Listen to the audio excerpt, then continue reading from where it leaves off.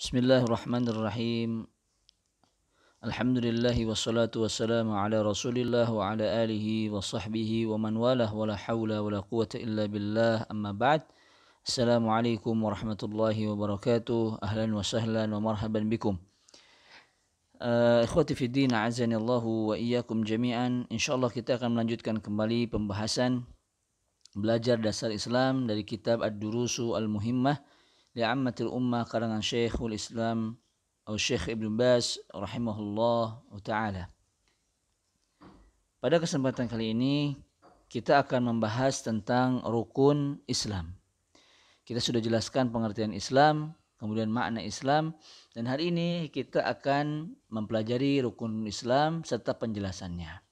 Rukun Islam yang pertama adalah mengucapkan dua kalimat syahadah, yaitu la ilaha illallah Muhammadur Rasulullah.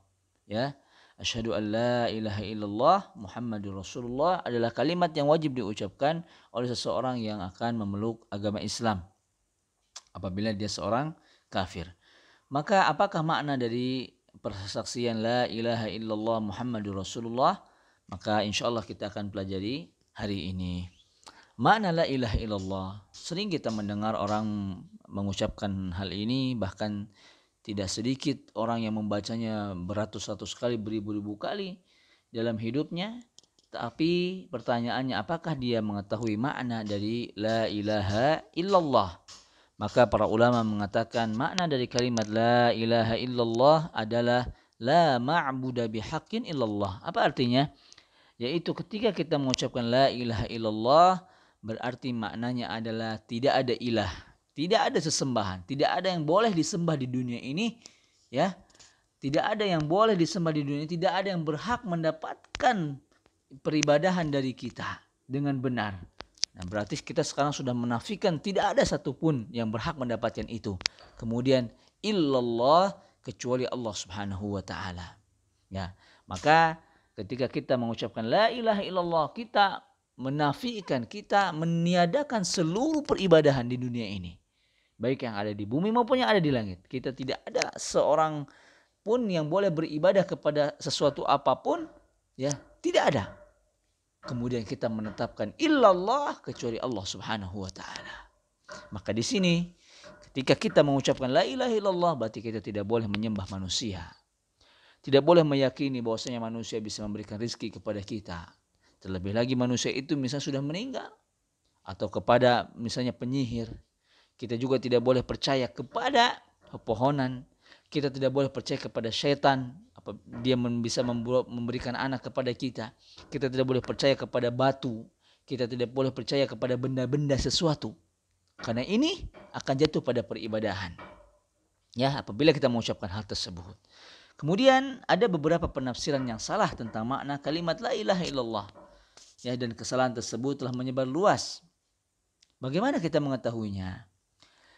Salah satu kesalahan, ya, di antara kesalahan la ilaha illallah yang dipahami manusia, yaitu ketika menafsirkan kalimat la ilaha illallah dengan la ma'buda illallah, jadi tidak ada bihaqqin. Kalau tadi, ya, kita bahas bahwa la ilaha illallah maknanya la ma'buda bihaqqin illallah, yaitu tidak ada ilah yang berhak disembah kecuali Allah. Ada orang yang menafsirkan bahwasanya la ilaha illallah la ma'buda illallah, tidak ada yang diibadahi kecuali Allah.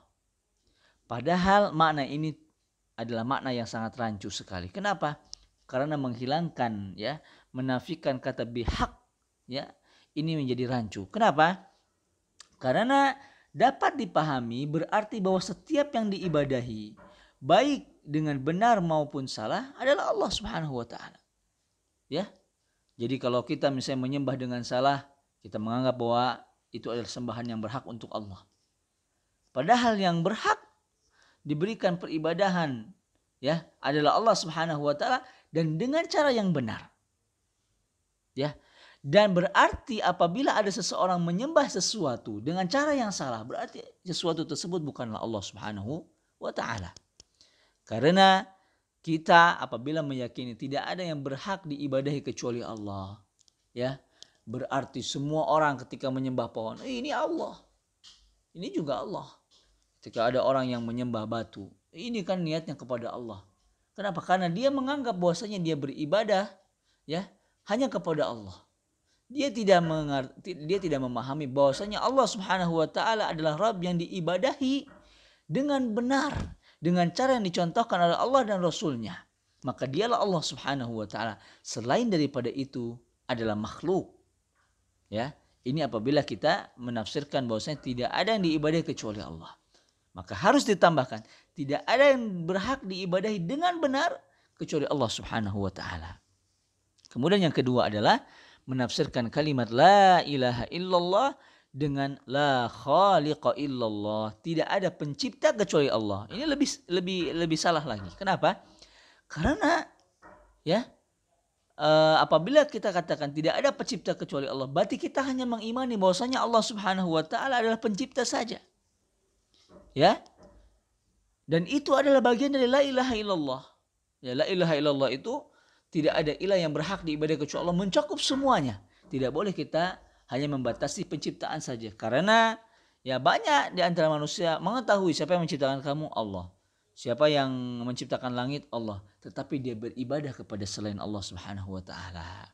Dan penafsiran ini masih berupa tauhid, ya, pengakuan bahwasanya Allah yang menciptakan, tetapi tidak ada pengakuan bahwa Allah yang berhak kita sembah.